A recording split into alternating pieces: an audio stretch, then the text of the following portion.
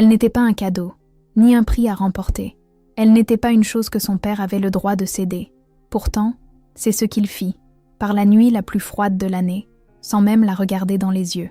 Elle s'appelait Vora, et depuis qu'elle savait marcher, elle avait conscience que son père la considérait comme un objet utile, une monnaie d'échange, une chose qui pouvait être offerte le moment venu, lorsque le prix serait juste. Elle avait été élevée au cœur des anciennes terres des loups, là où les arbres poussaient si haut qu'ils semblaient toucher le ventre du ciel, et où la terre elle-même était imprégnée du sang de siècles de guerres et de sacrifices.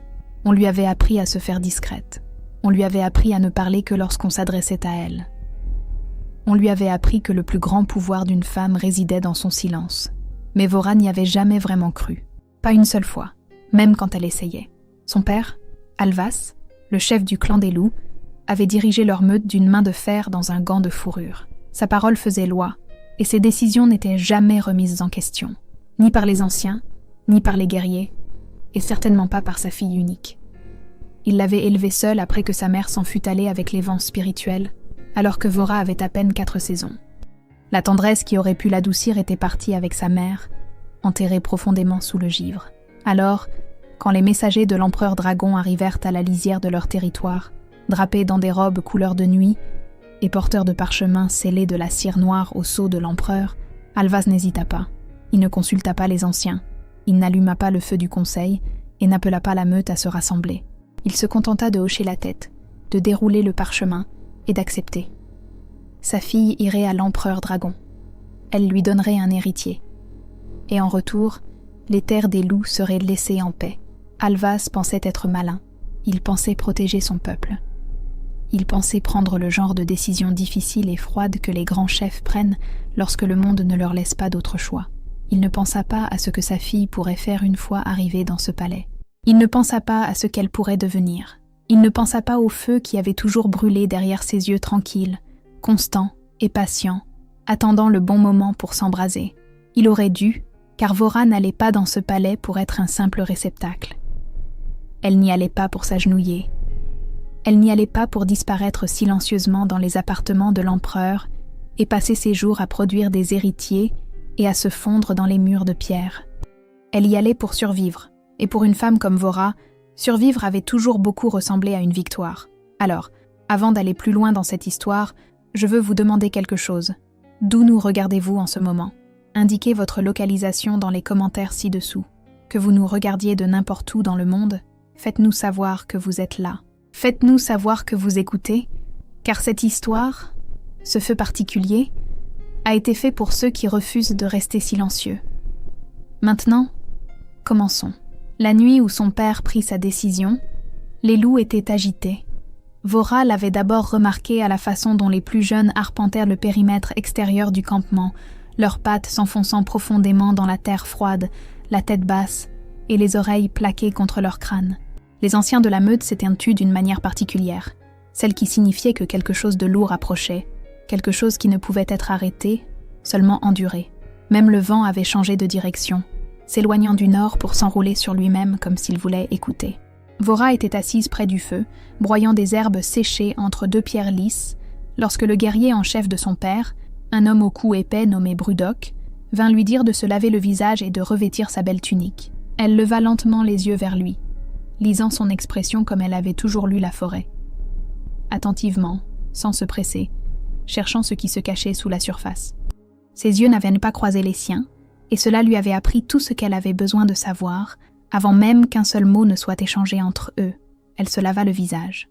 Elle enfila sa belle tunique, celle bordée de la fourrure brun foncé, que sa mère avait cousue le long de l'ourlet avant de mourir. Elle se tint droite et se dirigea vers la loge de son père sans qu'on ait à le lui demander une seconde fois, car Vora avait appris il y a longtemps qu'aller au-devant des épreuves de son plein gré était différent d'y être traîné. C'était comme faire un choix. Et même le plus petit des choix, lorsque tout le reste vous était enlevé, comptait.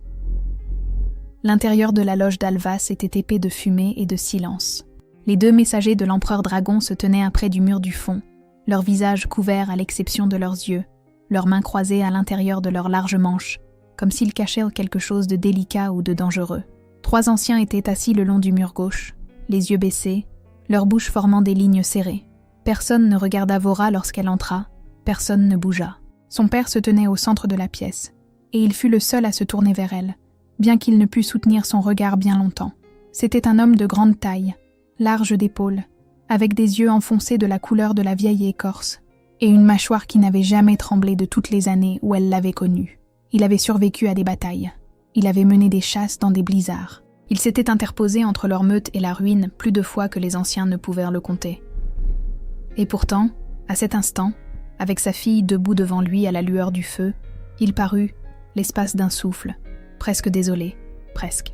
Il lui annonça la nouvelle sans détour. Il le fit à sa manière habituelle, c'est-à-dire sans douceur et sans excuse, comme un homme décrirait le temps ou la qualité d'une récolte. L'empereur dragon, Kyle Draos, souverain des anciennes terres de Braise et maître du grand trône changeant, avait demandé une compagne parmi les tribus des loups. Il avait demandé une femme de pure lignée, au corps fort, à l'esprit clair, et capable de produire un héritier qui porterait le sang du loup et du dragon. Il avait formulé sa requête par l'intermédiaire de ses messagers, sur un ton qui laissait très peu de place au mot « non ». Alva avait dit oui, et Vora, sa seule fille, du sang de la grande lignée d'Alvas, serait celle qui irait. Vora resta très immobile pendant qu'il parlait. Elle garda son visage tel qu'elle l'avait toujours gardé devant lui, lisse, impénétrable, semblable à la surface d'un lac gelé qui ne révèle rien de ce qui s'agite en dessous. Elle ne pleura pas, elle ne discuta pas.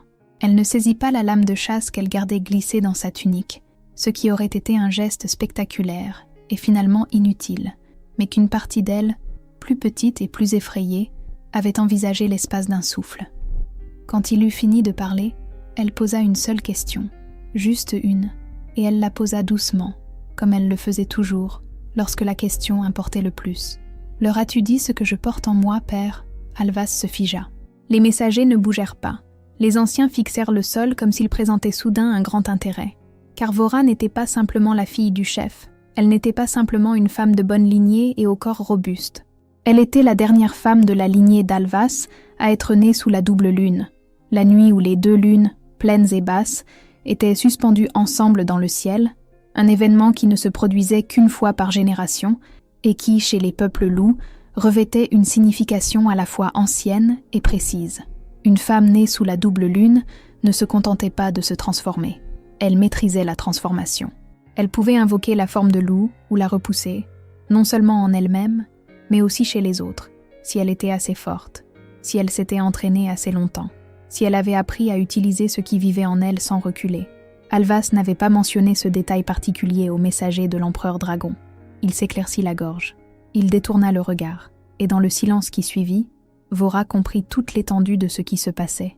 Elle était envoyée non pas comme une partenaire, ni comme une égale, ni même vraiment comme une compagne.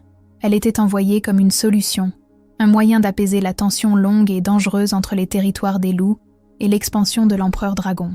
Un corps chaud avec du bon sang, et des manières assez tranquilles pour que l'échange paraisse raisonnable. Son père avait fixé son prix juste assez haut pour acheter la paix, et juste assez bas pour que l'empereur ne pose pas trop de questions avant d'accepter. Elle hocha la tête une fois. Elle se retourna, sortit de la loge, retourna à son feu, se rassit, et reprit le broyage des herbes séchées entre les deux pierres lisses, les mains stables, et le visage impassible. Et tandis que le reste de la meute attendait dans l'ombre pour voir ce qu'elle ferait, elle ne fit rien, pas encore. Cette nuit-là, après que le feu se fut consumé et que le campement fut devenu silencieux, Vora se rendit seule à la lisière de la forêt. Elle pressa ses pieds nus contre la terre froide et laissa le loup monter en elle lentement, comme elle le faisait toujours lorsqu'elle avait besoin de penser clairement. La transformation venait comme une respiration. Cela avait toujours été le cas pour elle, facile, profonde et totale. Et lorsqu'elle se tint sur quatre pattes dans l'obscurité, ses sens s'ouvrirent comme une fenêtre dans une pièce scellée, l'inondant de tout ce que la nuit contenait. Elle pouvait sentir les messagers. Même à cette distance, ils sentaient la cendre et quelque chose de plus ancien, quelque chose qui vivait dans la pierre profonde et portait la chaleur comme les braises la portent, de l'intérieur. Lentement, pendant un long moment, elle put sentir la culpabilité de son père, qui était réelle, présente et acide, comme l'odeur du vieux fer sous la pluie. Elle pouvait sentir la peur des jeunes loups, qui arpentaient toujours le périmètre extérieur, bien qu'ils ne sachent pas exactement ce qu'ils craignaient, seulement que quelque chose de grand avait changé dans le monde qu'ils connaissaient. Et elle pouvait sentir autre chose, faible et lointain, porté par le vent depuis la direction d'où venaient les messagers, quelque chose de froid, de tranchant et d'immense, comme l'intérieur d'une montagne, comme le souffle de quelque chose qui avait vécu si longtemps qu'il avait dépassé le besoin de chaleur. C'était l'empereur dragon. C'était Kyle Draos. C'était là qu'elle allait. Elle resta longtemps dans l'obscurité, inspirant tout cela, se laissant envahir par son poids sans fuir ni se recroqueviller. Et quand elle laissa enfin le loup se retirer et se tint à nouveau sur 2 pieds dans le froid, elle se fit une promesse. Le genre de promesse qui n'a pas besoin de mots, car elle vit dans les os plutôt que dans la bouche. Elle irait tranquillement, sans lutter, sans faire honte à son père ni donner au messager de raison de rapporter que la fille louve avait été difficile. Elle irait, elle arriverait, et elle observerait tout ce qui l'entourait très attentivement, comme elle avait toujours observé les choses, comme sa mère lui avait appris à observer une forêt qu'elle ne connaissait pas, sans peur, sans arrogance, mais avec une attention ouverte et patiente. Et puis elle trouverait la chose que personne n'avait pensé à garder, car dans chaque palais, aussi grand, aussi ancien, aussi puissant que soit celui qui siégeait en son centre, il y avait toujours quelque chose qui avait été laissé sans surveillance, toujours une porte qui avait été oubliée, toujours un fil qui, si on le tirait avec assez de patience et la juste dose de pression, provoquerait l'effondrement de quelque chose d'énorme. Son père l'avait donné à l'empereur dragon pour porter un héritier. Il l'avait fait sans lui demander. Il l'avait fait sans la prévenir. Il l'avait fait sans la voir vraiment, comme il ne l'avait jamais vraiment vue. Pas depuis la mort de sa mère, quand il avait commencé à regarder sa fille et à ne voir que ce à quoi elle pouvait servir. Il ne la connaissait pas. Cela avait toujours été sa plus grande erreur. Et cela allait devenir, d'une manière qu'il ne pouvait encore imaginer, la plus lourde de conséquences. Car Vora allait à ce palais. Elle allait franchir ces grandes portes de pierre, incliner la tête aux moments opportuns, dire exactement les bonnes choses et être juste assez patiente et juste assez silencieuse pour que personne ne ressente le besoin de la surveiller de trop près. Et puis, quand le moment serait venu, et quand elle aurait appris tout ce qu'elle devait apprendre, elle allait prendre ce trône. Pas par vengeance, pas par colère, bien que la colère fût réelle, et qu'elle ne prétendit pas le contraire. Elle allait le prendre parce qu'elle était la seule capable de le tenir comme il devait être tenu, d'une main qui comprenait à la fois le loup et le feu, le sang ancien et la pierre plus ancienne encore, la fin d'un peuple qui avait été ignoré et le danger d'un pouvoir devenu trop confortable. Le vent changea de nouveau. La double lune était passée depuis longtemps, mais sa marque était toujours dans ses eaux, stable, chaude et patiente, comme une braise enfouie dans la cendre tout l'hiver, attendant le premier souffle du printemps pour la ramener rugissante à la vie. Elle retourna au campement. Elle s'allongea près du feu mourant. Elle ferma les yeux. Dans 3 jours, elle partirait. Et rien, ni son père, ni un empereur, ni un trône fait de pierre et de feu et de siècles de domination, ne serait plus jamais pareil quand elle en aurait terminé. Le voyage jusqu'au palais de l'empereur dragon dura 11 jours, à pied et en bateau, à travers des territoires qui devenaient plus étranges et plus pesants à chaque aube. Vora voyageait avec les 2 messagers et une petite escorte de 4 gardes au visage de pierre qui portaient l'écharpe noire de l'empereur en travers de leur poitrine et se parlaient dans un dialecte bas et sec qu'elle ne connaissait pas encore, bien qu'elle écoutât chaque mot et en rangeât chaque son soigneusement au fond de son esprit, comme on stocke du bois sec avant un long hiver, patiente, méthodique et sans jamais gaspiller une seule pièce. On lui avait donné un cheval, un animal mince et sombre aux yeux nerveux, qui ne cessait de glisser vers elle, comme s'il sentait ce qu'elle portait sous sa peau. Elle le montait avec douceur, lui parlant dans l'ancienne langue des loups, lorsque les autres n'étaient pas assez près pour l'entendre, des sons graves qui calmaient la respiration de l'animal. Au cours des 2 premiers jours, il redressa ses oreilles et régularisa son pas. Au 3e jour, le cheval bougeait avec elle, comme un partenaire bien assorti, à l'écoute, confiant et n'ayant plus peur. Elle en prit note. Ce ne serait pas la dernière fois qu'elle aurait besoin de calmer quelque chose d'effrayé et de le rendre utile. Le paysage changea à mesure qu'il s'enfonçait dans les territoires de braise. Les grandes forêts sombres des terres des loups cédèrent d'abord la place à des plaines ouvertes, où l'herbe poussait pâle et argentée, bruissant dans un vent qui sentait la terre profonde et la chaleur ancienne.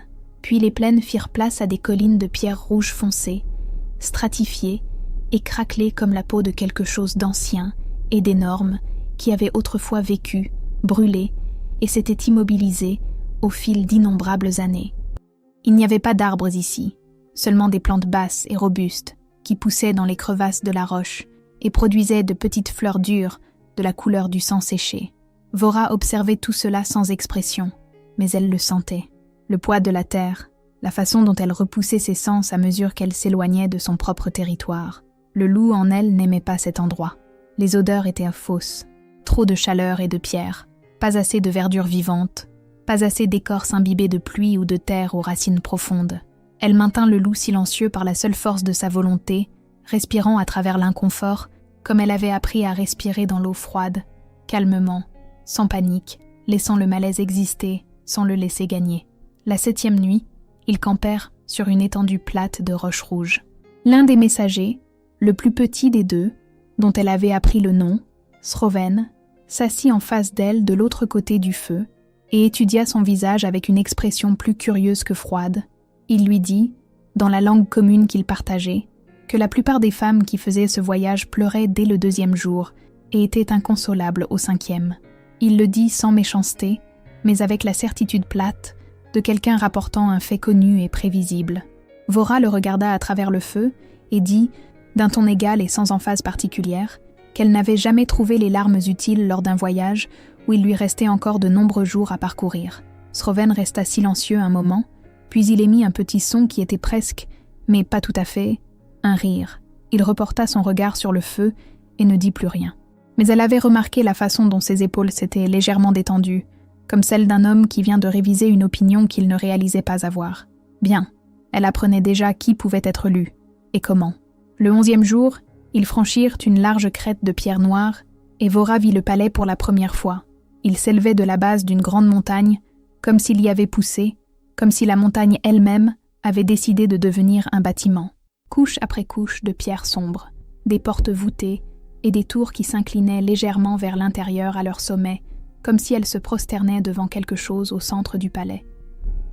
De la fumée s'élevait d'une douzaine de points le long des murs. Pas la fumée des feux de cheminée ou de cuisine, mais la fumée profonde et constante de quelque chose qui brûlait continuellement, et avait brûlé si longtemps que les murs de pierre les plus proches étaient devenus noirs et lisses en permanence, polis par des siècles de chaleur. Les portes étaient immenses, faites d'une pierre si sombre qu'elle en était presque incolore, et elles étaient sculptées de haut en bas de figures qu'elle ne pouvait distinguer clairement à cette distance, mais qui se mouvaient, même dans la pierre, avec l'énergie enroulée et indubitable de quelque chose de puissant et à peine contenu. Au-dessus de la porte, gravés profondément dans le linteau de pierre, se trouvaient 3 mots en ancienne écriture impériale. Et bien qu'elle ne pût lire le dialecte entièrement, elle reconnut le mot racine pour domination au centre, flanqué de 2 mots qu'elle apprendrait plus tard, signifiaient permanente et absolue. Domination permanente et absolue. Elle regarda ces mots un long moment, assise droite sur son cheval sombre, le vent pressant sa tunique contre son corps et les terres des loups à 11 jours de voyage derrière elle. Elle regarda ces mots et sentit quelque chose changer doucement en elle. Pas de la peur, pas de l'admiration, mais une sorte d'apaisement, le même qu'elle ressentait lorsqu'elle comprenait enfin la forme complète d'une chose autour de laquelle elle tournait depuis longtemps. Maintenant, elle savait à quoi elle avait affaire. Maintenant, elle pouvait commencer. Ils franchirent les portes extérieures et entrèrent dans une large cour où des serviteurs se déplaçaient rapidement et silencieusement le long des bords, les yeux fixés au sol, leurs pas précis et contenus, comme des gens qui avaient appris par une longue expérience exactement combien d'espace ils étaient autorisés à occuper. La cour sentait la cendre, le métal chaud, et quelque chose sous ces 2 odeurs, quelque chose de plus ancien et de plus sombre, comme le souffle de la montagne profonde elle-même, exhalant lentement à travers la pierre. On fit descendre Vora de son cheval par une femme qui se présenta comme Lena, l'intendante en chef de la maison de l'empereur. Lena était petite, vive et précise, avec des yeux perçants qui évaluèrent Vora de la tête aux pieds, en un seul passage fluide. Et quoi qu'elle trouva dans cette évaluation, ne provoqua qu'un bref scintillement sur son visage, avant qu'il ne redevienne neutre. Lena lui expliqua, tout en marchant rapidement à travers un couloir de pierre aux veines noires, qu'on lui donnerait des appartements dans l'aile est, près du mur du jardin. Elle lui dit qu'elle serait présentée à l'empereur Kyle Draos, lors du repas du soir 2 jours plus tard, et que pendant ces 2 jours, elle était censée se reposer, bien manger, et permettre aux couturières du palais de lui confectionner des vêtements appropriés. Elle lui énonça les règles de bienséance. les règles de déplacement dans le palais, les règles concernant les couloirs qu'elle était autorisée à emprunter et ceux qui lui étaient interdits. Elle lui dit tout cela sans s'arrêter et sans demander si Vora avait des questions. Vora écouta. Elle mémorisa tout. Et quand Léna s'arrêta enfin de marcher et ouvrit une porte sur une suite de pièces plus grandes et plus chaudes que tout ce dans quoi elle avait dormi auparavant, Vora la remercia simplement et entra. Les pièces étaient drapées de lourds tissus rouge foncé et bruns qui retenaient de la chaleur, comme la loge des loups la retenait, par la masse et la proximité. Une fenêtre était taillée dans le mur extérieur, donnant sur un jardin étroit où des plantes sombres et basses poussaient en rangées soignées entre les pierres. Au-delà du mur du jardin se trouvait la montagne elle-même, assez proche pour qu'elle puisse entendre très faiblement le son profond et rythmique qui venait de quelque part à l'intérieur. Une pulsation, presque, régulière et basse, comme un battement de cœur fait de pierre et de feu. Elle resta longtemps à la fenêtre, l'écoutant, laissant ses sens se déployer avec soin et silence, cataloguant tout ce qu'il lui rapportait. Elle pouvait sentir 17 choses distinctes dans l'air de cette aile du palais, et elle prit le temps avec chacune d'elles, les séparant et les nommant, construisant la carte invisible de ce lieu comme elle construisait chaque carte, de l'intérieur vers l'extérieur. Elle pouvait sentir le pouvoir ici, pas le pouvoir d'un seul homme, mais le pouvoir d'un système, de siècles de contrôle superposés les uns sur les autres, comme les couches géologiques des collines de pierre rouge qu'elle avait traversées pour arriver ici, chacune compressant celles en dessous, chacune ajoutant du poids et de la permanence à l'ensemble. Mais elle pouvait aussi sentir autre chose, faible et intéressant, entrelacé dans les odeurs plus profondes comme une veine de minéraux différents, traversant une pierre autrement uniforme. Elle pouvait sentir l'instabilité, pas l'instabilité fragile de quelque chose sur le point de se fissurer, mais l'instabilité lente et souterraine de quelque chose qui avait supporté trop de poids pendant trop longtemps et avait commencé, très doucement, très profondément, à bouger. Elle ne sourit pas. Elle n'avait pas l'habitude de sourire quand personne ne regardait. Cela semblait un gaspillage d'énergie. Mais quelque chose en elle devint chaud et attentif, de la même manière qu'un loup chasseur devient chaud et attentif lorsque le vent lui apporte exactement l'odeur qu'il a eu la patience d'attendre. 2 jours. Elle avait 2 jours avant de rencontrer l'empereur dragon. 2 jours pour se reposer, manger, laisser les couturières la mesurer et l'envelopper dans les tissus choisis par l'empereur, pour jouer le rôle de la fille louve silencieuse et coopérative, qui était venue docilement sur l'ordre de son père et était reconnaissante de l'honneur qui lui était fait. Elle pouvait le faire. Elle l'avait fait sous une forme ou une autre toute sa vie. Elle était très douée pour ça. Mais elle allait utiliser chaque heure de ces 2 jours et chaque heure de chaque jour qui suivrait pour apprendre cet endroit jusqu'à ses fondations les plus profondes. Elle allait apprendre les noms, les loyautés et les peurs de chaque personne importante entre ses murs. Elle allait apprendre le pouls de la montagne et la structure du pouvoir de l'empereur et l'emplacement exact de chaque porte, de chaque mur fragile, de chaque fil non gardé. Et elle allait le faire si silencieusement et si régulièrement que le temps que quelqu'un pense à la regarder comme autre chose qu'une fille louve envoyée pour porter un héritier, elle tiendrait déjà bien plus de ce palais entre ses mains qu'aucun d'entre eux n'avait cru possible de donner. Son père l'avait vendu pour acheter la paix. L'empereur dragon l'avait fait venir pour produire une lignée. Aucun des deux ne lui avait demandé ce qu'elle avait l'intention de faire. Aucun des deux n'avait pensé à se demander si la femme silencieuse au visage impassible, arrivant aux portes de la domination absolue et permanente, pouvait avoir ses propres plans. C'était leur erreur. Et les erreurs, d'après l'expérience de Vora, ne restaient pas petites éternellement. Elles grandissaient lentement, oui, mais avec une certitude absolue, comme une racine grandit à travers la pierre, patiente et inévitable, jusqu'au jour où la pierre s'ouvre simplement. Elle se détourna de la fenêtre. Elle s'assit sur le lit bas. Elle respira lentement et laissa le loup s'installer dans le même calme patient qu'elle portait dans sa propre poitrine, stable, chaud et entièrement, complètement éveillé. Elle était là. Elle était arrivée. Et cela avait déjà commencé. Le soir de la présentation arriva avec une quiétude que Vora reconnaissait des terres des loups. La quiétude qui s'abattait sur une forêt juste avant que quelque chose de grand ne la traverse. Elle avait passé les 2 jours à faire exactement ce qu'elle avait prévu. Elle s'était reposée le matin, sincèrement, car le repos était un outil et elle n'était pas assez sotte pour s'épuiser avant le moment le plus important de son arrivée. Elle avait mangé la nourriture qu'on lui apportait, riche et inhabituelle, lourde d'épices qu'elle ne connaissait pas, et elle avait noté chaque saveur et texture comme elle notait tout, comme une information, une donnée, des pièces d'un tableau qu'elle construisait avec soin. Elle avait laissé les couturières l'habiller des tissus pourpre foncé du palais, lourds, drapés et formels, et elle s'était tenue immobile en parlant peu pendant qu'elle travaillait autour d'elle, écoutant les petites choses qu'elle se disait, les mots brefs et prudents que les serviteurs échangent lorsqu'ils pensent que personne d'important n'écoute. Elle avait appris au cours de ces 2 jours que l'empereur Kael'draos n'avait partagé de repas avec personne depuis 11 mois.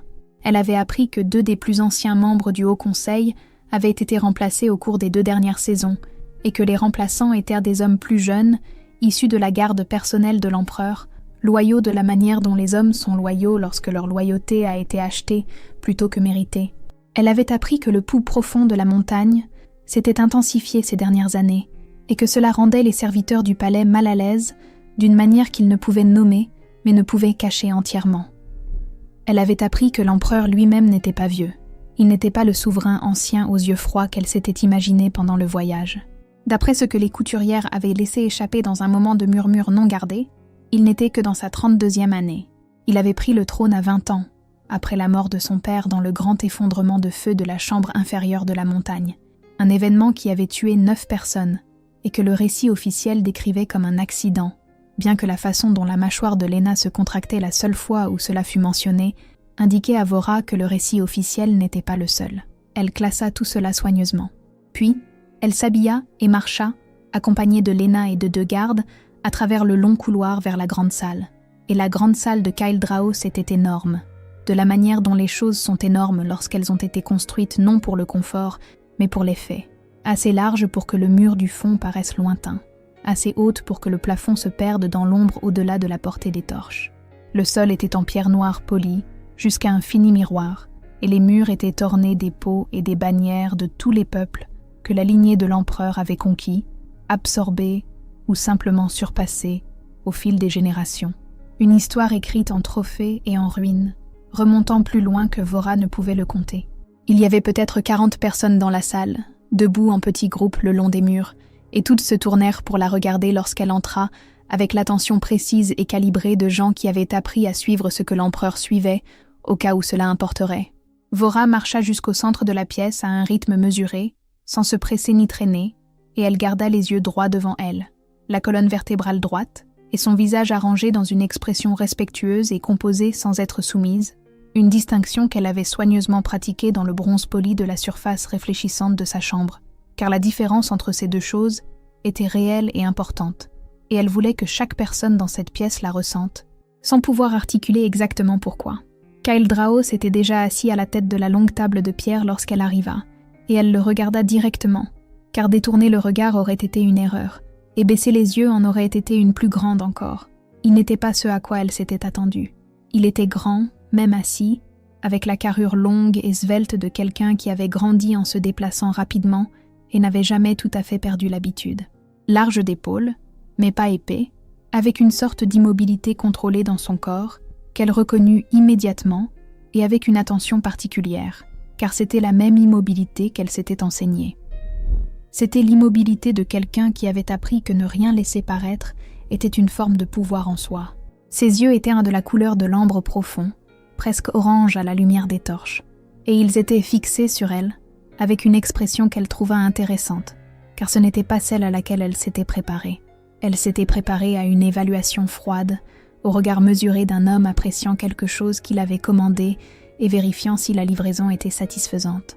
Elle s'était préparée au dédain, au regard à moitié attentif d'un homme qui l'avait déjà classée et était passé à autre chose.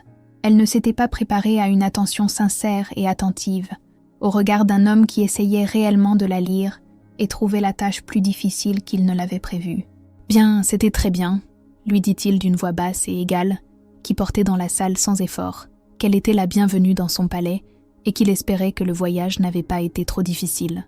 Il le dit formellement, les mots du protocole attendus lors d'une telle rencontre, mais il les prononça tout en continuant à la regarder au visage, d'une manière qui indiquait clairement qu'il n'était pas particulièrement intéressé par le protocole et qu'il prêtait une attention bien plus grande à ce qu'elle en ferait.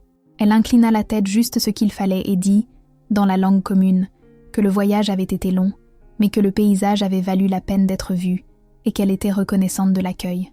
Elle le dit simplement, et clairement, sans fioriture, et elle vit ses yeux bouger très légèrement d'une manière qui lui apprit qu'il avait remarqué l'absence de fioriture et l'avait jugé digne d'intérêt. Ils mangèrent. Le repas fut long et formel, avec beaucoup de va-et-vient de plats et de conversations à voix basse parmi la cour assemblée. Vora s'assit près du bout de la table de l'empereur, parlant lorsqu'on s'adressait à elle et écoutant toujours, retournant les sons, les mots et les silences de cette pièce dans son esprit, avec la même concentration silencieuse qu'elle accordait à tout. Elle remarqua que les gens autour d'elle étaient imprudents. Pas prudents comme le sont les gens autour d'un souverain qu'ils respectent, mais d'une manière plus proche, plus tendue, comme les gens sont prudents autour de quelque chose qui pourrait se retourner contre eux sans avertissement.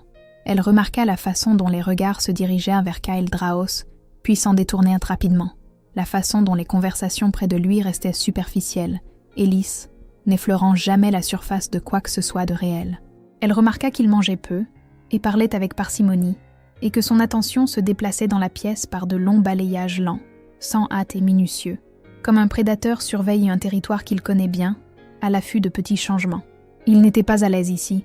Elle le réalisa progressivement, et avec une certaine surprise. Ce n'était pas un homme assis à son aise dans sa propre grande salle. C'était un homme qui maintenait quelque chose en place par la force d'un effort soutenu, de la même manière qu'on contient une rivière dans son lit par la force des murs qu'on a construits autour d'elle. Et elle pouvait sentir, avec la perception née du loup qui vivait sous sa vision ordinaire, que l'effort était plus ancien qu'il n'aurait dû l'être, et plus lourd qu'il n'y paraissait. Vers la fin du repas, alors que la salle s'était légèrement détendue avec la chaleur et le vin, il lui parla de nouveau, doucement, de sorte qu'elle seule pouvait entendre. Il lui demanda si les terres des loups étaient aussi froides que les vieilles chansons le décrivaient. Il le demanda avec quelque chose dans sa voix qu'elle ne s'attendait pas à entendre d'un empereur dragon, quelque chose qui était presque, bien que soigneusement contenu, mélancolique. Elle le regarda un instant avant de répondre, et elle dit oui, qu'elles étaient froides, mais que le froid ne l'avait jamais dérangée, car elle avait toujours su comment porter sa propre chaleur. Il la regarda, et quelque chose changea dans ses yeux ambrés. Quelque chose qui n'avait pas de nom qu'elle pût encore lui donner, mais qu'elle rangea soigneusement avec tout le reste qu'elle collectait en ce lieu, parce que c'était intéressant, et que les choses intéressantes, d'après son expérience, finissaient toujours par compter. Après le repas, elle fut raccompagnée à ses appartements par Léna, qui marcha à ses côtés en silence pendant la majeure partie du trajet, avant de dire, presque pour elle-même, que Vora s'en était bien sortie. Léna le dit avec la précision sèche d'une femme qui ne distribuait pas les évaluations à la légère, et Vora la remercia doucement et sincèrement. Dans sa chambre, elle se tint de nouveau à la fenêtre. Le pouls de la montagne était bas et régulier sous tout le reste. Le jardin était sombre, et le ciel au-dessus des murs du palais était épais d'étoiles qui semblaient différentes ici de celles au-dessus des terres des loups, plus proches, peut-être, ou juste assez peu familières pour le paraître. Elle pensa à ses yeux. Elle pensa à l'immobilité prudente de son corps et au poids qu'elle avait senti en dessous et à la mélancolie dans sa voix quand il avait posé une question sur le froid. Elle pensa au malaise des serviteurs, aux membres du conseil remplacés et au récit officiel de la mort de son père qui faisait se crisper la mâchoire de Léna. Elle pensa au fil, celui qui n'était pas gardé, celui qui, tiré au bon moment avec la bonne pression, ferait s'effondrer quelque chose d'énorme. Elle commençait à en voir la forme. Elle commençait à sentir où il se trouvait, comment il courait et à quoi il était attaché. Il n'était pas là où elle s'attendait à le trouver. Il n'était pas dans les murs de pierre, ni dans les intrigues de la cour, ni dans l'instabilité lente et ancienne de la montagne. Il était plus proche que ça. Il était plus personnel que ça. Il était dans l'homme lui-même, dans la chose qu'il portait et que personne dans cette salle n'avait jamais eu la confiance de connaître. Dans la solitude d'un souverain qui avait tout tenu à distance pendant si longtemps qu'il avait commencé à oublier ce que c'était que d'être tenu en retour. Vora respira lentement. Elle ne se précipita pas vers cette compréhension, ni n'essaya de la saisir avant qu'elle ne soit complètement formée. Elle la laissa s'installer, comme elle laissait tout s'installer, avec patience et avec une clarté absolue et non sentimentale. Elle allait prendre ce trône. Cela n'avait pas changé et ne changerait pas.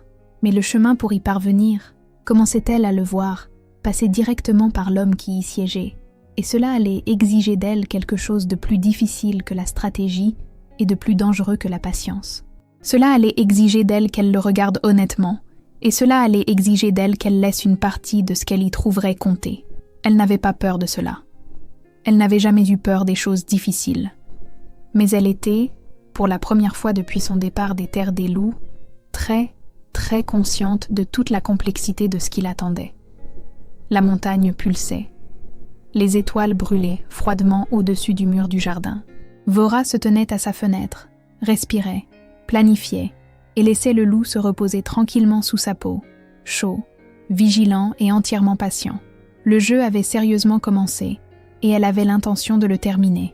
Les semaines qui suivirent en sa présentation s'écoulèrent selon un rythme dans lequel Vora s'installa comme l'eau s'installe dans un nouveau chenal, régulièrement, sans résistance, trouvant la forme de la chose et se déplaçant à travers elle. On lui donna accès au jardin de l'Est, à l'aile de la bibliothèque et au couloir ouvert qui longeait la face intérieure du mur sud du palais, qui captait la lumière de l'après-midi et était souvent utilisé par les membres de la cour inférieure pour la promenade et la conversation tranquille. On ne lui donna pas accès à la salle du trône, à la chambre du conseil, au passage de la montagne ou aux tours supérieures, et personne ne le lui dit directement. Mais la disposition des gardes et des portes sans poignées extérieures rendait les limites parfaitement claires. Elle respectait les limites. Elle ne marchait que là où elle était autorisée, et on la voyait le faire de manière constante et sans frustration apparente, jusqu'à ce que les gardes qui tournaient dans sa section du palais commencent à la regarder comme on regarde un meuble, présent, familier et ne nécessitant aucune attention particulière. C'est à ce moment-là qu'elle commença à apprendre les choses qu'elle avait réellement besoin d'apprendre. L'aile de la bibliothèque fut son plus grand outil durant ses premières semaines.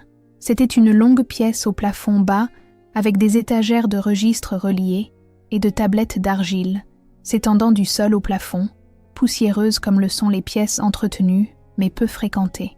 Elle sentait l'os ancien, le roseau sec et la quiétude particulière des années accumulées. Un archiviste âgé nommé Toth était assis à un bureau près de l'entrée et observait tout avec des yeux plus vifs que sa posture voûtée ne le suggérait. Vora comprit immédiatement que Toth était important et que gagner sa confiance discrètement ouvrirait plus de portes que n'importe quelle clé. Elle commença par lui poser des questions simples sur le système d'archivage, des questions sincères posées avec une réelle curiosité et sans aucune tentative de paraître plus savante qu'elle ne l'était. Toth répondit prudemment la première fois, l'observant comme on observe un étranger qui pourrait être inoffensif, ou pas. La deuxième fois, il répondit un peu plus ouvertement. À sa 4e visite, Toth avait commencé à anticiper ses questions et avait déjà sorti les tablettes pertinentes, les attendant sur le bord de son bureau. Elle apprit la structure des territoires de l'empereur à partir de ses archives. Elle apprit les noms des 7 gouverneurs régionaux et que 3 d'entre eux avaient envoyé moins de contributions en céréales que requis au cours des 2 dernières récoltes. Elle apprit les noms des anciens membres du conseil qui avaient été déplacés et que 2 d'entre eux étaient encore en vie et vivaient dans les territoires extérieurs, ce qui était intéressant d'une manière qu'elle ne comprenait pas encore entièrement, mais qu'elle classa soigneusement. Elle apprit également, d'une seule tablette fissurée et endommagée par l'eau que Toth avait presque passée sous silence, que le grand trône de l'empereur dragon n'était pas simplement un siège de gouvernance. Il était lié à l'ancienne manière par un rite accompli à la fondation de l'Empire, un rite qui liait le pouvoir du feu profond de la montagne au corps de quiconque s'asseyait sur le trône, et qui ne pouvait être transféré que volontairement, par une cérémonie nécessitant le consentement du détenteur. Vora lut cela 3 fois, silencieusement, le visage absolument impassible, puis elle passa à la tablette suivante, comme si l'information n'avait été que modérément intéressante. Mais à l'intérieur, quelque chose s'était mis en place avec la précision nette et satisfaisante d'un os se remettant dans sa bonne articulation. Le trône ne pouvait être pris par la force, il devait être donné, ce qui signifiait que le chemin pour y parvenir ne passait pas par la bataille, le coup d'État ou l'accumulation lente d'alliés politiques. Bien que toutes ces choses comptaient encore, il passait par l'homme lui-même, il passait par son consentement. Elle le savait déjà, de la manière muette dont elle l'avait su en se tenant à sa fenêtre lors de sa première nuit au palais, mais le savoir avec des preuves, avec le poids de l'histoire enregistrée derrière, le rendait réel d'une manière différente et plus utile. Elle commença à passer plus de temps dans les parties du palais où elle était susceptible de rencontrer Kyle Draos. Pas de manière évidente.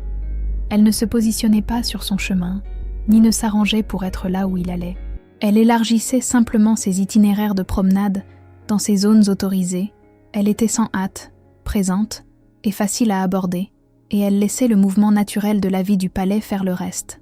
Il la trouva, la première vraie fois, dans le jardin de l'Est, Un matin où la lumière passait à travers l'ombre de la montagne, sous un angle bas, et donnait à tout ce qu'elle touchait une teinte particulière d'or profond. Elle était accroupie près du mur du fond, examinant de près l'une des plantes à feuilles sombres qui poussaient dans les rangées soignées du jardin. Elle ne l'entendit pas approcher, car il se déplaçait avec le même silence qu'elle avait noté au dîner, le silence exercé et habituel de quelqu'un qui avait appris très tôt que le silence était un outil. Elle fut consciente de sa présence un instant avant qu'il ne parle, le loup lui donnant ce petit préavis que les sens humains seuls auraient manqué. Et elle utilisa cet instant pour se composer et décider comment le recevoir. Non avec surprise, non avec affectation, mais avec une aisance simple et naturelle. Il demanda ce qu'elle regardait. Il le demanda à quelques pas de distance, lui laissant de l'espace, ce qu'elle remarqua et enregistra. Elle lui dit que c'était une plante qu'elle ne connaissait pas, une qui n'avait pas d'équivalent dans les terres des loups, et qu'elle essayait de comprendre ce dont elle avait besoin pour si bien pousser dans un sol qui semblait trop sec et trop chaud pour quelque chose d'aussi vert. Elle le dit simplement, sans en faire plus que ce que c'était, une observation réelle, honnêtement formulée. Il vint se tenir à côté d'elle et regarda la plante. Et il lui dit, après un moment, qu'elle s'appelait racine de pierre, dans l'ancienne langue, et qu'elle poussait en envoyant ses racines si profondément dans la roche sous le sol qu'elle pouvait atteindre la nappe phréatique que la plupart des plantes n'avaient aucun espoir d'atteindre. Il le dit simplement, comme une personne partage un fait qu'elle connaît depuis si longtemps qu'il en est devenu banal pour elle. Elle regarda la plante avec une nouvelle attention, et elle dit sincèrement que c'était remarquable, que quelque chose puisse survivre dans un sol si dur, en allant plus profondément que le sol ne s'y attendait.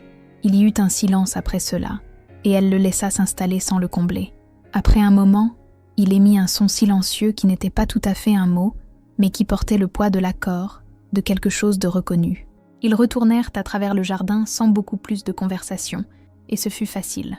Ce fut étonnamment facile, et elle s'accrocha à ce fait sans laisser cela adoucir quoi que ce soit en elle ou brouiller la clarté de ce qu'elle faisait. Facile ne signifiait pas sûr, facile ne signifiait pas qu'elle pouvait cesser d'observer, mais c'était utile, et c'était réel, et elle ne prétendit pas le contraire. Au cours des semaines suivantes, leurs chemins se croisèrent avec une fréquence croissante, et chaque fois la conversation allait un peu plus loin, s'ouvrant comme le jardin le matin, progressivement et sans force.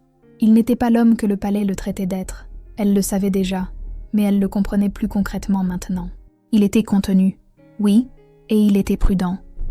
Et il se tenait à distance de tout le monde autour de lui avec l'efficacité automatique de quelqu'un qui avait appris à le faire très jeune, et n'avait jamais trouvé de raison impérieuse d'arrêter. Mais il était aussi observateur d'une manière qui correspondait à la sienne, et curieux d'une manière qui avait clairement eu très peu de choses à se mettre sous la dent depuis longtemps. Et il y avait une qualité dans son attention lorsqu'il parlait avec elle, qui était différente de la qualité qu'elle l'avait vu accorder à quiconque d'autre dans la grande salle. C'était moins calculé, c'était plus présent. Elle le remarqua. Elle le remarqua, et y réfléchit attentivement. Et elle fut assez honnête avec elle-même pour reconnaître que ce n'était pas entièrement un outil. Une partie de ce qu'elle ressentait dans ces moments était simplement la reconnaissance d'un esprit qui fonctionnait d'une manière pas si différente du sien, et ce n'était pas quelque chose qu'elle avait rencontré souvent, ni dans les terres des loups, ni ailleurs. Elle ne laissa pas cela la détourner de sa route, mais elle ne se mentit pas à ce sujet non plus, car se mentir à soi-même lui avait toujours semblé le genre de malhonnêteté le plus vain, celui qui ne blesse que la personne qui le pratique. Un soir, vers la fin de sa 6e semaine au palais, Kyle Draus vint au jardin de l'Est après la tombée de la nuit, seul, sans garde, ce qui était assez inhabituel pour qu'elle se redresse légèrement en le sentant approcher. Il se tint près de la plante de racine de pierre et la regarda un moment, puis il dit, sans préambule, qu'il savait qu'elle n'attendait pas simplement. Vora le regarda. Elle ne fit pas semblant de ne pas le comprendre. Elle demanda doucement ce qu'il pensait qu'elle faisait. Il dit qu'il ne savait pas exactement. Il dit qu'il l'observait depuis assez longtemps pour savoir qu'elle construisait quelque chose, apprenait quelque chose, ou accumulait quelque chose, bien qu'il n'ait pas pu déterminer quoi, et que c'était à la fois intéressant et digne d'être dit à voix haute. Elle resta silencieuse un moment, puis elle dit, avec prudence et sans mentir, qu'on l'avait envoyée ici avec un seul but, et qu'elle avait toujours eu l'intention de trouver le sien. Elle le dit en le regardant directement, de la même manière qu'elle regardait les choses importantes, avec une attention ouverte et claire. Il resta silencieux un long moment. La montagne pulsait sous eux, basse et régulière. Les étoiles étaient épaisses au-dessus du mur du jardin. Puis il dit, d'une voix qui n'était ni en colère ni froide, mais qui portait quelque chose qu'elle ne pouvait pas encore tout à fait nommer, qu'il respectait cela. Juste ça, il respectait cela. Elle le regarda et sentit la forme du fil qu'elle avait tracé toutes ces semaines, plus clair maintenant qu'elle ne l'avait jamais été, courant directement entre eux, exactement là où elle avait su qu'il serait. Et elle sentit, à côté de toute sa clarté et de tout son objectif, quelque chose d'autre, quelque chose de plus chaud, de plus compliqué et de plus honnête que la stratégie, pressant doucement contre l'intérieur de sa poitrine. Elle respira à travers. Elle garda son visage stable.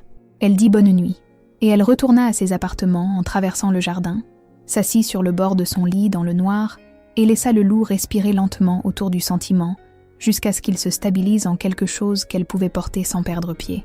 Le chemin était clair, il l'avait toujours été. Mais il allait lui coûter quelque chose de réel à parcourir, quelque chose qu'elle n'avait pas entièrement prévu lorsqu'elle s'était fait sa promesse dans l'obscurité des terres des loups, avec la terre froide sous ses pieds, la double lune passée depuis longtemps, et seulement le feu dans ses os pour la guider. Elle savait en entrant dans ce palais qu'elle pourrait devoir donner des choses pour obtenir ce pourquoi elle était venue.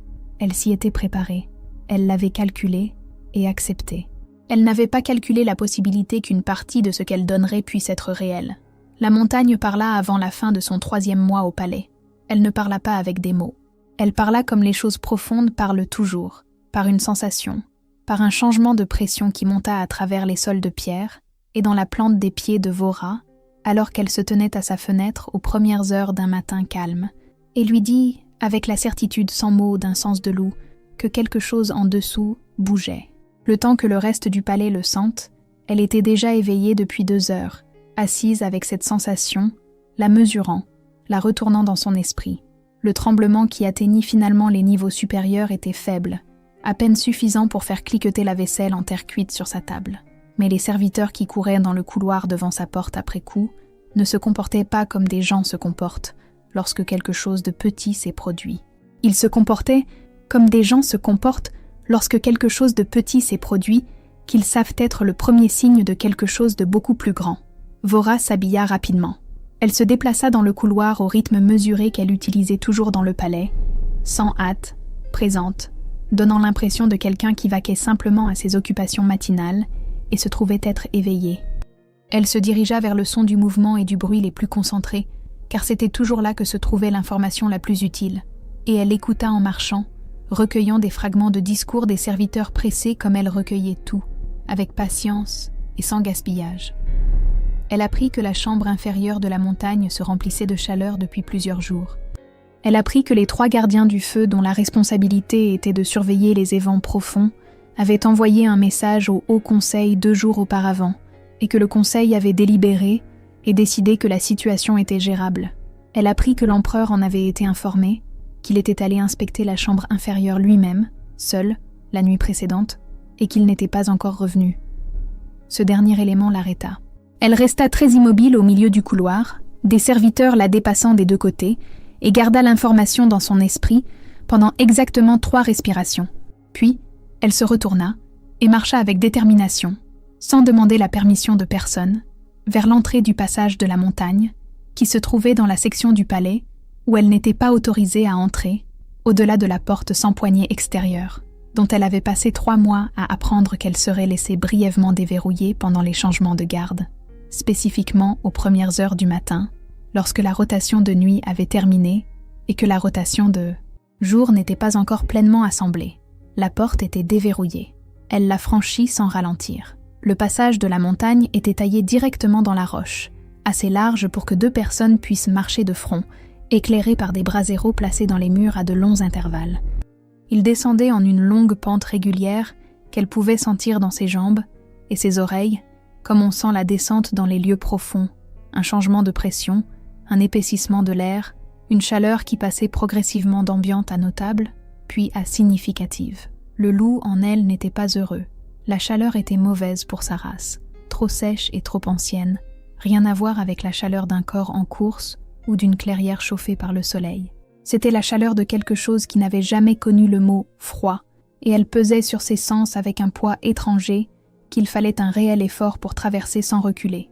Elle le traversa quand même, car reculer n'était pas quelque chose qu'elle pratiquait.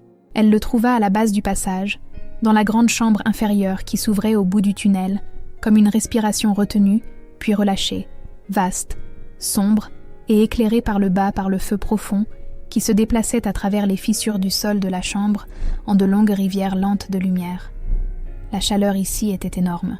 Elle pesait sur sa peau, et ses poumons avec un poids sérieux, et elle se tint à l'entrée du passage un moment, respirant prudemment, laissant son corps négocier avec la température avant d'avancer. Kyle Draos se tenait au bord de la fissure centrale, regardant le feu en contrebas, et il n'était pas tout à fait lui-même. Elle pouvait le voir d'où elle était. Sa forme se déformait sur les bords, comme l'air ondule au-dessus de la pierre chaude, le contour de sa silhouette vacillant et se brouillant, et elle comprit qu'il était dans la partie de sa nature qui vivait entre sa forme humaine et ce qui se trouvait en dessous, et qu'il y était depuis assez longtemps pour que le retour ne vienne pas facilement. De ses mains, tenues légèrement écartées de ses côtés, s'échappaient de longs rubans de chaleur qui se déplaçaient dans l'air, comme les nageoires d'une créature des profondeurs, gracieux, involontaire et entièrement hors de son contrôle. Il l'avait entendu entrer. Il avait légèrement tourné la tête au son, bien qu'il n'eût pas tourné son corps, et elle pouvait voir la ligne de tension dans son dos et ses épaules, l'effort d'un homme maintenant beaucoup de choses en place par la seule volonté. Elle ne s'approcha pas de lui en courant. Elle avança lentement et régulièrement, de la même manière qu'elle s'approchait des animaux effrayés, avec un poids doux, une présence ouverte et aucun mouvement brusque. Et elle prononça son nom une fois, clairement et sans alarme, comme on parle à quelqu'un qui a plus besoin d'entendre une voix familière que d'entendre quoi que ce soit d'utile. Il dit, à travers le vacillement et la chaleur, qu'elle ne devrait pas être là, que cet endroit n'était pas sûr pour elle, qu'elle devait partir. Il le dit avec effort, chaque mot portant le poids du contrôle, qu'il essayait simultanément d'appliquer à un corps qui n'était actuellement pas intéressé à être contrôlé. Elle lui dit qu'elle ne partirait pas. Elle le dit simplement, sans argumenter, comme l'énoncé d'un fait. Il émit un son qui était à moitié un avertissement et à moitié quelque chose de plus brut que l'avertissement. La chaleur dans la pièce augmenta sensiblement, et l'un des rubans de feu de ses mains s'agrandit et se déplaça plus vite. Elle sentit le loup monter brusquement en réponse, non pas en agression, mais dans l'alerte instinctive d'une créature faisant face à quelque chose qui la surpassait en pure force élémentaire. Elle calma le loup par la respiration. Elle ne le pressa pas et ne le combattit pas. Elle le tint simplement comme elle l'avait toujours tenu, par la volonté, le souffle et la pratique profonde des années. Et elle continua d'avancer jusqu'à ce qu'elle soit assez proche pour que la chaleur émanant de lui soit une pression physique sur son visage. Elle tendit la main et la posa sur son bras.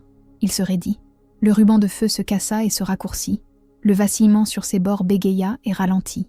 Elle maintint sa main là où elle était, stable, présente et entièrement certaine, déversant à travers le contact, non pas un ordre, mais quelque chose de plus ancien et de plus simple que l'ordre.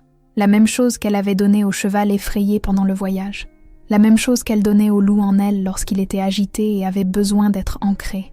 Présence, chaleur, le signal constant de quelque chose de vivant, sans peur, et juste là avec lui. La transformation se retira.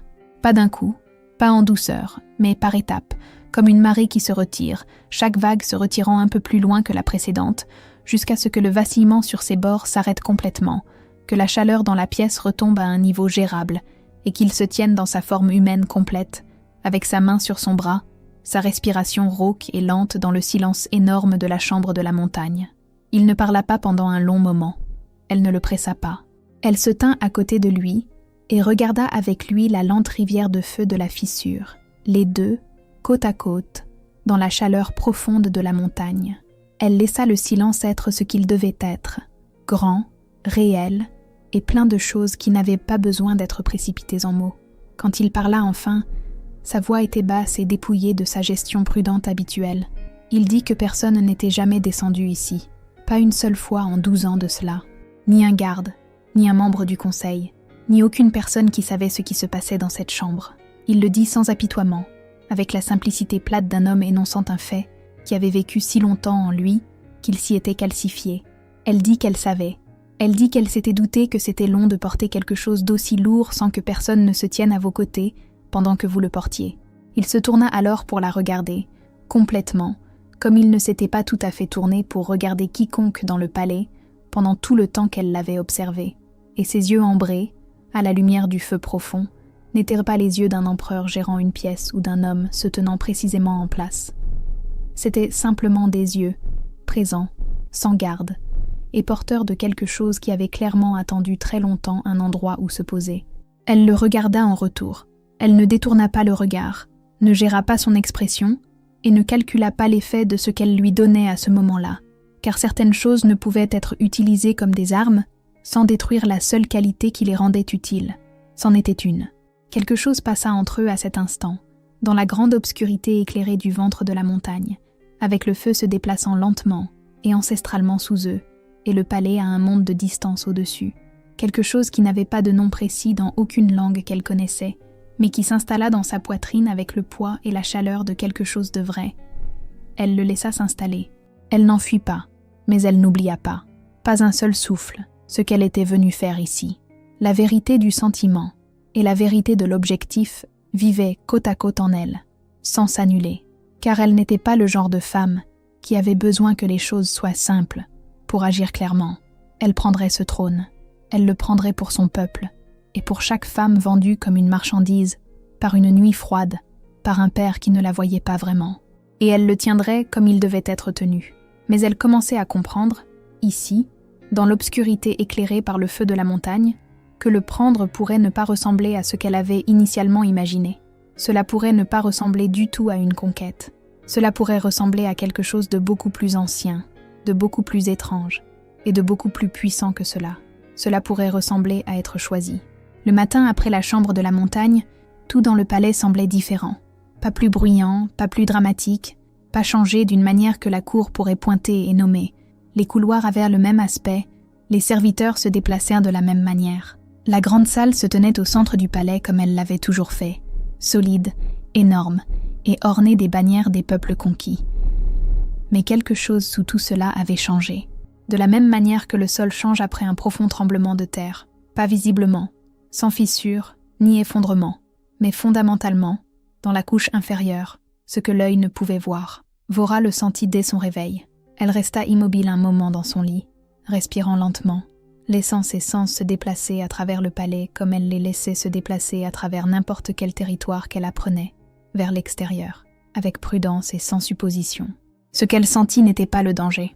Ce qu'elle sentit, c'était une ouverture. Elle se leva, s'habilla et se rendit à la bibliothèque, non pas parce qu'elle avait besoin de plus de documents, elle avait tout ce dont elle avait besoin des archives, mais parce que Thoth était là, et Thoth était dans ce palais depuis 40 ans, et il y avait des choses qu'il savait qu'aucune tablette ne contenait, des choses stockées dans la mémoire silencieuse et précise d'un homme qui avait tout observé et avait été négligé la majeure partie de sa vie, et avait par conséquent vu bien, plus que ce pourquoi on lui avait jamais donné crédit. Elle s'assit en face de lui et n'aborda pas ce dont elle avait besoin de manière détournée ou par faux semblant, car Thoth était trop perspicace pour cela, et elle avait trop de respect pour la perspicacité pour l'insulter.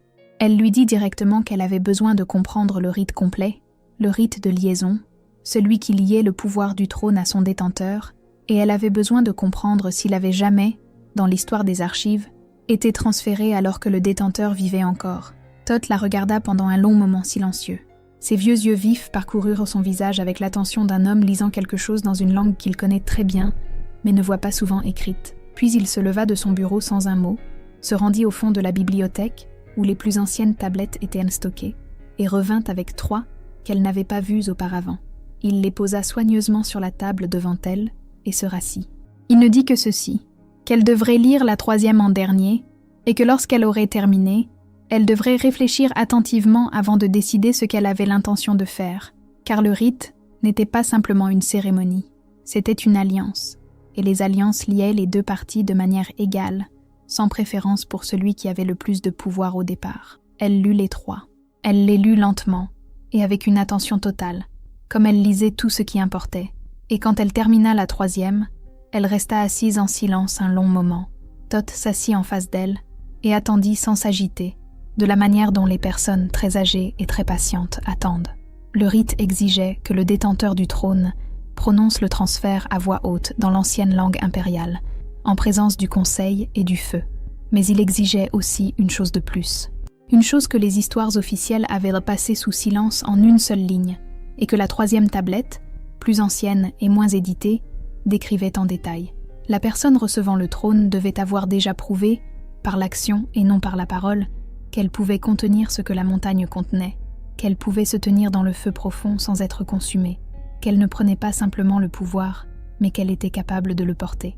Vora pensa à la chambre de la montagne. Elle pensa à la chaleur pressant contre son visage et au loup montant brusquement en elle, et à la façon dont elle avait tout calmé par la respiration, avancé quand même, posé sa main sur son bras et tenu bon alors que tout autour d'elle brûlait. Elle avait déjà passé le test. Elle l'avait passé sans savoir que c'en était un, ce qui était, pensait-elle, la seule façon dont un vrai test pouvait jamais être passé. Elle remercia Thoth. Elle se leva, sortit de la bibliothèque et alla trouver Kyle Draos. Elle le trouva dans la salle du trône. Elle n'y était jamais entrée auparavant. Les portes étaient ouvertes, ce qui était inhabituel, et les gardes, qui se tenaient de chaque côté de l'entrée, la regardèrent avec l'expression prudente et incertaine d'hommes qui avaient reçu des ordres permanents concernant cette femme, mais qui faisait maintenant face à une situation que ces ordres n'avaient pas anticipée. Elle passa devant eux sans leur donner l'occasion de décider, franchissant les portes avec la même certitude tranquille qu'elle avait utilisée dans chaque couloir de ce palais pendant 3 mois. La salle du trône était haute et étroite, et entièrement différente de la grande salle. Là où la grande salle était construite pour le spectacle et l'apparat, la salle du trône était construite pour le poids. Les murs étaient de pierre noire nue, sans décoration. Le plafond était voûté et sombre au-dessus, et le sol était du même noir poli que le reste du palais, mais encore plus ici, plus délibéré, comme si la qualité réfléchissante de la pierre faisait partie de l'objectif de la pièce. Vous montrez vous-même à l'approche du trône. Vous faire regarder ce que vous apportiez avec vous. Le trône lui-même se trouvait au fond, surélevé sur 3 marches de pierre sombre. Et il n'était pas ce qu'elle avait imaginé.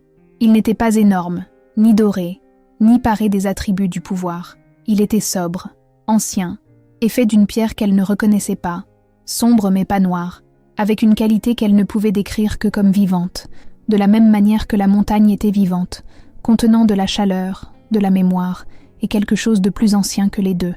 Kyle Draos se tenait à côté, pas assis dessus, mais debout à côté avec une main reposant sur son accoudoir. Il la regarda entrer sans surprise, comme s'il avait su qu'elle venait, ce que peut-être, avec les sens que sa nature lui donnait, il avait su. Elle parcourut la longueur de la pièce vers lui, sans se presser ni ralentir. Lorsqu'elle atteignit les marches, elle s'arrêta et le regarda directement, comme elle l'avait regardé dès la première nuit, avec une attention ouverte et honnête, sans rien y cacher. Il prononça son nom, juste son nom, Vora, dans le silence de la salle du trône. Et la façon dont il le dit portait tout ce qui s'était construit entre eux depuis le jardin, la plante de racines de pierre, la chambre de la montagne, et tous les matins et soirs entre-temps. Le poids d'un homme qui avait été seul au sens le plus plein du terme pendant très longtemps, et qui, sans le planifier ni le vouloir, avait cessé d'être seul quelque part en chemin. Elle lui dit qu'elle devait lui dire la vérité. Elle le dit clairement. Elle observa son visage, et elle lui raconta tout. Elle lui dit qu'elle était venue dans ce palais avec un objectif qui était le sien, et non celui de son père. Qu'elle avait passé 3 mois à apprendre le palais, sa structure, son histoire, la forme de son pouvoir, et le fil en son sein qu'elle avait l'intention de tirer le moment venu. Elle lui parla des archives, du rite de liaison, et de ce que disait la 3e tablette. Elle lui parla de la promesse qu'elle s'était faite dans l'obscurité des terres des loups, les pieds froids sur la terre. La promesse de prendre son trône, de le tenir comme il devait être tenu, pour son peuple et pour chaque femme échangée dans la nuit par un homme qui ne voyait pas sa valeur. Elle lui dit tout. Elle ne l'adoucit pas, ne s'en excusa pas, et ne l'enroba de rien d'autre que ce que c'était. Il écouta. Il se tenait là, la main sur l'accoudoir du trône, et il écouta tout. Son visage passa par plusieurs expressions, des choses réelles, non maîtrisées et entièrement différentes du visage qu'il portait dans la grande salle. Elle les regarda passer en lui et les laissa faire, sans essayer de contrôler ou de rediriger ce qu'il ressentait, car il méritait de le ressentir honnêtement, et parce que toute autre chose aurait transformé tout ce qu'elle venait de dire en une performance, ce que ce n'était pas. Quand elle eut terminé, la salle du trône était très silencieuse. Le pouls de la montagne se déplaçait à travers le sol sous eux, lent, profond, et régulier comme il l'était toujours, le battement de cœur de quelque chose qui était là avant eux deux, et qui serait là bien après. Il la regarda longuement, puis il dit « d'une voix basse et dépouillée de toute couche sauf la plus vraie, qu'il avait su, depuis la nuit du dîner de présentation, qu'elle n'était pas ce pourquoi on l'avait envoyé. Il dit qu'il l'avait su à sa façon de marcher, à sa façon de le regarder, à la façon dont ses phrases ne portaient aucun poids superflu et dont ses silences emportaient plus que les mots de la plupart des gens. Il dit qu'il avait passé 3 mois à attendre de voir ce qu'elle construisait, se disant que cela n'avait pas d'importance, qu'il observerait simplement et réagirait le moment venu, comme il réagissait à tout, à une distance sûre et contrôlée. Il dit que la chambre de la montagne avait mis fin à cela. Il dit que lorsqu'elle avait posé sa main sur son bras dans la profonde obscurité éclairée par le feu, qu'elle s'était tenue fermement à ses côtés, sans reculer, sans jouer la comédie et sans fuir, quelque chose en lui avait décidé quelque chose, silencieusement, complètement, et sans lui demander sa permission. Il recula du trône. Il se tourna pour lui faire face, puis se retourna vers elle. Et il dit que le trône avait été lourd pendant 12 ans, et qu'il l'avait porté seul pendant 12 ans, et que seule était la pire façon de porter quoi que ce soit de lourd. Il prononça de nouveau son nom, puis il dit, dans l'ancienne langue impériale, les mots du rite de transfert, lentement, clairement, et avec tout le poids d'un homme qui avait mûrement réfléchi avant de parler et qui pesait chaque syllabe. La pierre du trône changea lorsqu'il parla. Sa couleur se modifia, s'assombrissant un instant en quelque chose de si sombre que c'en était presque invisible, puis se réchauffant lentement à travers des couches d'ambre, de rouge profond et de l'orange particulier du feu profond. Et le pouls de la montagne monta à travers le sol, à travers les pieds de Vora et dans son corps, en une vague qui ne ressemblait à rien de ce qu'elle avait ressenti auparavant, vaste, ancienne et chaude, comme seules les choses qui ont existé très longtemps peuvent l'être. La chaleur de quelque chose qui a survécu à tout et qui brûle encore. Le loup monta en elle avec cette vague, non pas de peur ni d'agression, mais en reconnaissance, comme 2 choses anciennes se reconnaissent lorsqu'elles se rencontrent enfin, et elle le laissa monter pleinement, la transformation complète la parcourant puis se retirant. Une seule respiration complète de sa nature la plus vraie, et le feu de la montagne y répondit. Le pouls profond s'accéléra un instant avant de retrouver son rythme, plus profond maintenant, plus résonnant. Changé, de la manière dont les choses changent lorsqu'un nouvel élément qui aurait toujours dû être là leur est ajouté. Elle monta les marches jusqu'au trône. Elle s'y assit. La pierre était chaude sous elle, et elle s'ajusta à sa présence comme les racines de la plante de racines de pierre s'enfoncent dans la roche profonde, trouvant la nappe phréatique que rien d'autre ne peut atteindre, allant plus profondément que le sol ne s'y attendait, s'accrochant dans le sol le plus dur avec une certitude totale et silencieuse. Elle regarda la salle du trône vide depuis la hauteur des 3 marches, respira lentement et laissa le poids total de ce qu'elle tenait maintenant s'installer en elle, sans se presser ni reculer.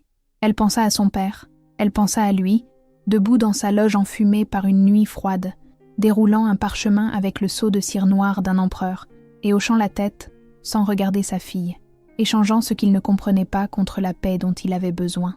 Elle ne le haïssait pas pour cela, plus maintenant. La colère était toujours là, mais elle avait changé de forme. Elle était devenue quelque chose de plus froid et de plus utile que la haine, quelque chose qui la servirait mieux dans ce qui allait suivre. Elle enverrait un message aux terres des loups. Elle l'enverrait en son propre nom, pas celui de l'empereur. Et elle indiquerait clairement que les termes de l'accord avaient changé, que les territoires des loups n'étaient pas un état client de l'Empire, ils étaient un partenaire, et que la femme qu'Alvas avait donnée n'était pas restée donnée. Elle pensa aux membres du conseil déplacés vivant dans les territoires extérieurs, aux gouverneurs régionaux qui avaient en retenu le grain, aux serviteurs qui se déplaçaient dans les couloirs du palais les yeux baissés et les pas soigneusement contenus, et aux nombreux peuples dont les peaux et les bannières pendaient dans la grande salle comme des trophées. Il y avait beaucoup de travail à faire, beaucoup de poids à redistribuer, beaucoup de vieilles structures à examiner, et, si nécessaire, à démanteler et à reconstruire sous une forme qui pourrait réellement contenir les personnes qui y vivaient. Ce ne serait pas simple, ni rapide, ni sans résistance, parce qu'un pouvoir qui a siégé sous une même forme pendant longtemps n'aime pas être remodelé. Il se défend, il trouve des moyens de persister. Et elle devrait être plus intelligente, plus patiente et plus implacable que tout cela. Elle l'était, elle l'avait toujours été. Elle s'était entraînée pour cela toute sa vie sans connaître le nom de ce pourquoi elle s'entraînait. Kyle Draos vint se tenir à côté du trône, pas derrière, mais à côté. Et il la regarda avec l'expression ouverte et non maîtrisée d'un homme qui venait de faire la chose la plus honnête qu'il ait faite en 12 ans. et qui décidait encore de ce qu'il ressentait. Elle le regarda en retour avec la même honnêteté, et entre eux se trouvait la compréhension de deux personnes qui avaient toutes deux été seules de différentes manières pendant très longtemps et qui avaient trouvé l'une en l'autre quelque chose qui valait la difficulté de rester présent. Elle tendit la main et posa sa main sur la sienne, la même main qu'elle avait posée sur son bras dans la chambre de la montagne, stable, chaude et certaine. À l'extérieur de la salle du trône, le palais se mouvait à son rythme quotidien, inconscient. La grande salle était ornée de ses bannières. La bibliothèque contenait ses archives. Le jardin de l'Est faisait pousser ses plantes de racines de pierre avec leurs racines profondes et déterminées. La montagne pulsait sous tout, basse, régulière et ancienne, comme elle l'avait toujours fait. Mais le trône avait changé de main. Et la femme qui y siégeait n'était pas la femme que quiconque avait envoyée, échangée ou prévue. Elle était la femme qui était entrée dans le palais de la domination absolue et permanente, avec encore la terre froide à ses pieds et le feu dans ses os, et une promesse dans sa poitrine qu'elle n'avait jamais cessé d'avoir l'intention de tenir. Son père l'avait donnée par une nuit froide sans la regarder dans les yeux. Il avait pensé être malin. Il avait pensé prendre le genre de décision difficile que les grands chefs prennent. Il n'avait pas pensé à ce que sa fille ferait une fois arrivée. Il aurait dû. Vora, dernière fille de la double lune, née du loup et éprouvée par le feu, s'assit sur le trône de l'empereur dragon, respira lentement, laissa la chaleur ancienne de la montagne se déplacer à travers la pierre sous elle, et le loup reposa tranquillement dans sa poitrine. Et elle commença. Si cette histoire vous a ému, si elle vous a captivé jusqu'au bout, si le voyage de Vora vous a semblé être quelque chose que vous aviez besoin de voir, laissez un commentaire ci-dessous et dites-nous d'où vous nous regardez, votre localisation, votre nom, votre coin de ce vaste monde. Faites-nous savoir que vous étiez là. Faites-nous savoir que ce feu vous a atteint.